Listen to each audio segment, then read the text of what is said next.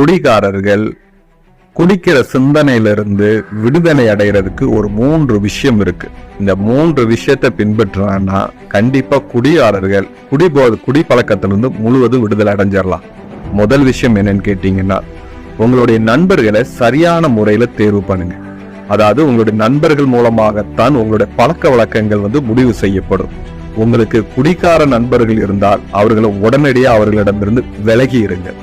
இரண்டாவது விஷயம், எப்பொழுது உங்களுக்கு குடிக்கக்கூடிய சிந்தனை வரும் அப்படிங்கிறது உங்களுக்கு முன்னாடியே தெரியும். அந்த சிந்தனை வருவதற்கு முன்பாகவே உங்களுடைய பணி சுமைகளை அதிகரித்து அங்க குடிக்கிற சிந்தனைகளை வராமல் பார்த்துக்கணும். மூணாவது ஒரு விஷயம், இவ்வளோண்டு தண்ணி அடிச்சாதான் நான் உயிர் வாழ்வேனா, இந்த தண்ணியில தான் நான் இருக்கிறேன்னா, அப்படி ஒரு வைராக்கியம் உங்ககிட்ட இருந்துச்சுன்னா குடி சிந்தனை உங்க மனசுக்குள்ள வரவே வராது. குடியை உங்களை விட்டு விலகி ஓடியே போயிடும். நம்ம ஒண்ணு ஆராய்